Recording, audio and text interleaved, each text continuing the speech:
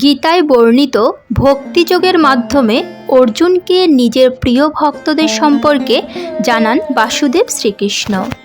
মনুষ্য কল্যাণের জন্য 4টি সাধন ও নিজের প্রিয় 5 ধরনের ভক্তদের লক্ষণ বর্ণনা করে অর্জুনকে কৃষ্ণের মধ্যে লীন হওয়ার জ্ঞান দেন বাসুদেব। নমস্কার, কৃষ্ণকথাতে আপনাদের সবাইকে স্বাগত। আজকের ভিডিও থেকে আপনারা জানতে পারবেন কোন প্রকারের ভক্ত শ্রীকৃষ্ণের অত্যন্ত প্রিয়, অর্থাৎ ভক্তদের মধ্যে এমন কোন গুণগুলি থাকলে শত বিপদেও রক্ষা করেন স্বয়ং শ্রীকৃষ্ণ। চলুন তাহলে দেরি না করে শুরু করা যাক আজকের এই ভিডিও। ঈশ্বরের পরম ভক্ত হওয়ার জন্য সর্বপ্রথম যে গুণের প্রয়োজন তা হলো ঈশ্বরের প্রতি পূর্ণ সমর্পণ ও অগাধ বিশ্বাস। চলুন এ প্রসঙ্গে একটি পৌরাণিক গল্পের প্রতি আলোকপাত করা যাক। গুরুভায়ুর নামক এক জায়গায় ভগবান শ্রীকৃষ্ণের একটি মন্দির আছে।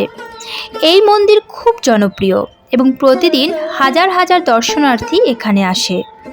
একবার শ্রীকৃষ্ণের একজন ধনী ভক্ত 41 দিনের জন্য একটি পুজো করেন। তার পায়ে একটা ক্ষত সারাবার জন্য তিনি প্রতিদিন মন্দিরে আসতেন। মন্দির প্রাঙ্গণে একটা জলাশয় ছিল, সেখানে উনি প্রতিদিন স্নান করতেন এই আশায় যদি তার পা ঠিক হয়ে যায়। এর মধ্যে 40 দিন কেটে যায়, পায়ের কোনো উন্নতি হয়নি। তবুও ওনার বিশ্বাস যে ঠাকুর নিশ্চয়ই মুখ তুলে চাইবেন। ইতিমধ্যে সেই সময় শ্রীকৃষ্ণের আরেকজন ভক্ত, যিনি কিনা খুবই গরিব, বেশ দুশ্চিন্তায় দিন কাটাচ্ছিলেন। তিনি প্রতিদিন এই মন্দিরে এসে প্রার্থনা করতেন যাতে ওনার মেয়ের তাড়াতাড়ি বিয়ে হয়ে যায়।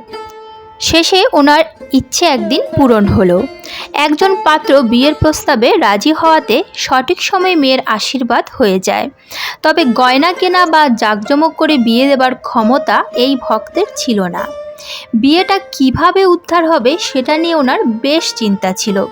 তবে সেই রাতে এই ভক্ত একটা অদ্ভুত স্বপ্ন দেখেন। স্বপ্নে শ্রীকৃষ্ণ আদেশ করলেন যে মন্দির প্রাঙ্গণে একটা ছোট থলে রাখা থাকবে, তিনি যেন সেটা ওখান থেকে নিয়ে পালিয়ে যান। পরের দিন 40তম দিন ধনী ভক্ত শ্রীকৃষ্ণের মন্দিরে দান করার জন্য একটা স্বর্ণ মুদ্রা ভর্তি ছোট থলে নিয়ে এসেছিলেন। তবে ওনার পায়ের কোনো পরিবর্তন হয়নি। স্নানের আগে উনি এই থলেটা মন্দিরের সামনে একটা জায়গায় রেখে দিলেন। ঠিক এমন সময় দরিদ্র ভক্ত সেই থলেটা নিয়ে দৌড়াতে লাগলেন। এই দৃশ্য দেখে ধনী ব্যক্তিও তার পেছনে দৌড়াতে শুরু করলেন। থলেটা উদ্ধার করতে না পেরে বেশ ব্যাকুল হয়ে ফিরে এলেন। এই ধনী ব্যক্তি আচমকা খেয়াল করলেন যে তিনি দৌড়াতে পারছেন, তার মানে তিনি এখন সম্পূর্ণ সুস্থ হয়ে গেছেন। যদিও সেদিন সকাল অবধি তার পায়ের অবস্থার কোনো পরিবর্তন দেখা যায়নি। এই চমৎকার তার অবিশ্বাস্য লাগছিল। 41তম দিনে শ্রীকৃষ্ণ তার 2 ভক্তের আরাধনায় প্রসন্ন হয়ে তাদের মনের ইচ্ছা পূরণ করেন। একজনের রোগ সারিয়ে আরেকজনের মেয়ের বিবাহ সম্পন্ন করে তিনি ভক্তদের আশীর্বাদ করেন। 2 ভক্ত বুঝতেই পারলেন যে এইসব ভগবানেরই লীলা।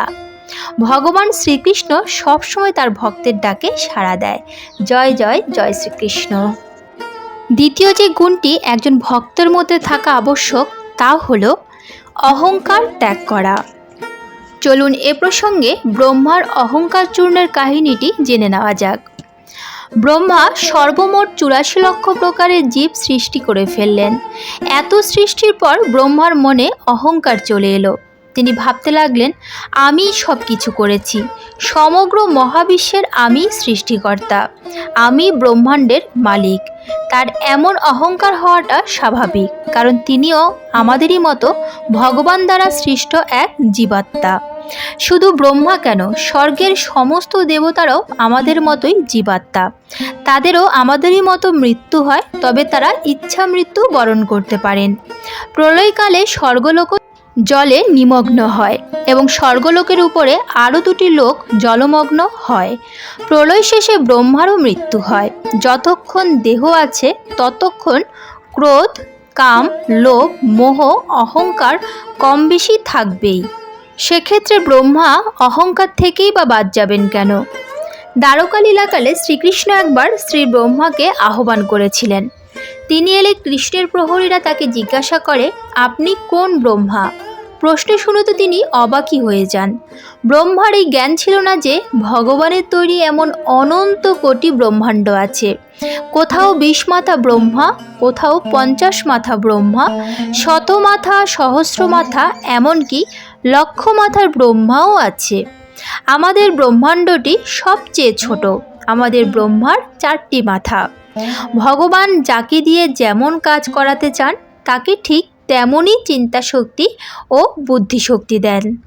এরপর ব্রহ্মা সভাকক্ষে উপস্থিত হয়ে দেখলেন সেখানে বিভিন্ন মাথাওয়ালা ব্রহ্মারা কৃষ্ণের সঙ্গে আলোচনা করছে। সকলকে বিদায় দেওয়ার পরে শ্রীকৃষ্ণ এই ব্রহ্মাকে ডেকে বললেন, বলুন আপনি কি বলতে চান? ব্রহ্মা বিষণ্ণ বদনে নতমস্তকে বললেন, প্রভু, আমার মোহ দূর হয়েছে। আমি বুঝে গেছি আমার চেয়ে অনেক শ্রেষ্ঠ ব্যক্তি আছেন। আমি সবার চেয়ে ক্ষুদ্র।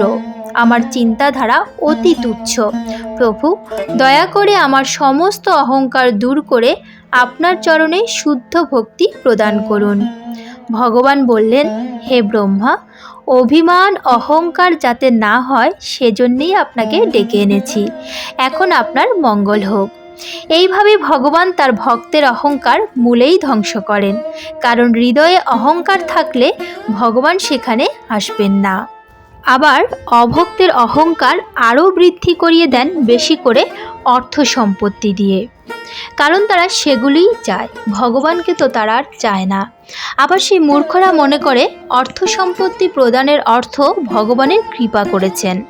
তাই এই শুদ্ধ ভক্ত যিনি নিঃস্ব দরিদ্র তাকে ভগবত কৃপাহীন ভেবে অবজ্ঞা তাচ্ছিল্য করে। মহাশয়, আসল কৃপা তারই কাছে। ধর্মের সূক্ষ্ম তত্ত্ব সাধারণের বোধগম্য নয়। কৃষ্ণ দেয় না, সব কেড়ে নেয়, এটাই কৃষ্ণের বিশেষত্ব। হরে কৃষ্ণ কৃষ্ণ কৃষ্ণ হরে হরে, হরে রাম রাম রাম হরে হরে। এছাড়াও শ্রীকৃষ্ণ মনুষ্য কল্যাণের জন্য 4টি সাধনের উল্লেখ করেছেন। এগুলি হল সমর্পণ যোগ, অভ্যাস যোগ, ভগবদর্থ কর্ম ও কর্মফল ত্যাগ। সাধক নিজের রুচি, বিশ্বাস ও যোগ্যতা অনুযায়ী যে কোনো একটি সাধন করে নিজের কল্যাণ করতে পারে। এবার কৃষ্ণ এই 4টি সাধনের দ্বারা সিদ্ধ ভক্তদের লক্ষণ বর্ণনা করেছেন। সম্পূর্ণ প্রাণীদের মধ্যে আমাকে দেখতে পারে, আমার এমন ভক্তের কোনো প্রাণীর প্রতি দ্বেষ মনোভাব থাকে না। শুধু তাই নয়, তার সকল প্রাণীদের সঙ্গে বন্ধুত্ব ও দয়ালুতার মনোভাব থাকে। সে মমতা ও অহংকার মুক্ত। সুখ দুঃখ লাভের প্রাপ্তিতে সম ও ক্ষমাশীল হয়। সে যে কোনো পরিস্থিতিতে নিরন্তর সন্তুষ্ট থাকে। সে নিত্য নিরন্তর আমার সম্পর্ক অনুভব করে। শরীর, ইন্দ্রিয়, মন, বুদ্ধি স্বাভাবিকভাবেই তার বশবর্তী হয়ে পড়ে। আমার মধ্যেই তার দৃঢ় নিশ্চয় হয়। তার মন ও বুদ্ধি আমার মধ্যেই অর্পিত থাকে। এমন ভক্ত আমার প্রিয়। আমার ভক্তের জন্য কোনো প্রাণীর উদ্বেগ, কোনো ক্ষোভ, চাঞ্চল্য হয় না। এমনকি স্বয়ং সেও কোনো প্রাণীর কারণে উদ্বিগ্ন হয় না। সে হর্ষ, ঈর্ষা, ভয়, উদ্বেগ ইত্যাদি বিকার থেকে সর্বদা মুক্ত থাকে, কারণ তার দৃষ্টিতে আমি ছাড়া অন্য কারো কোনো সত্তা নেই। তাহলে সে কারো প্রতি ঈর্ষা, উদ্বেগ, ভয় ইত্যাদি কী করেই বা ব্যক্ত করবে এবং কেনই বা করবে? এমন ভক্তই হলো আমার অত্যন্ত প্রিয়, যে নিজের জন্য কোনো বস্তু, ব্যক্তি ইত্যাদির প্রয়োজনীয়তা রাখে না, যে শরীর ও অন্তঃকরণ থেকে পবিত্র, যা করার যোগ্য সেই কাজ করে নিয়েছে। যে ব্যক্তি যে কোনো পরিস্থিতিতে উদাসীন অর্থাৎ নির্লিপ্ত থাকে, ভগবত প্রাপ্তির কর্মই সে মন দিয়ে করে, যার হৃদয়ে দুঃখ, চিন্তা, শোকরূপ চাঞ্চল্য থাকে না, এবং যে ভোগ ও সংগ্রহের উদ্দেশ্যে কখনো কোনো কাজ শুরু করে না, সেই ভক্তই আমার প্রিয়। যে শত্রু ও মিত্রের মধ্যে মান ও অপমানে, শরীরের অনুকূলতা ও প্রতিকূলতায় এবং সুখ ও দুঃখে সমান মনোভাব রাখে, প্রাণী পদার্থে যার কিঞ্চিত মাত্র আসক্তি নেই, যে নিন্দা স্তুতিকে এক সমান মনে করে, যে নিরন্তর আমার স্বরূপের মনন করে, যার থাকার স্থানে ও শরীরে আসক্তি নেই ও যার বুদ্ধি আমার মধ্যে স্থির, এমন ভক্ত আমার অত্যন্ত প্রিয়।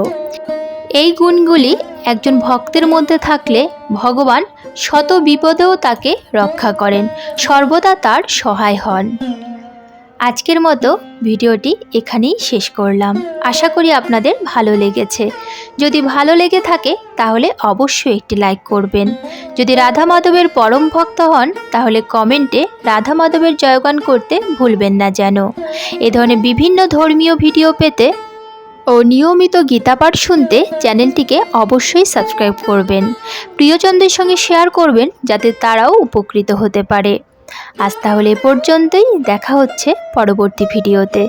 ভালো থাকবেন, সুস্থ থাকবেন। জয় শ্রীকৃষ্ণ। রাধে রাধে।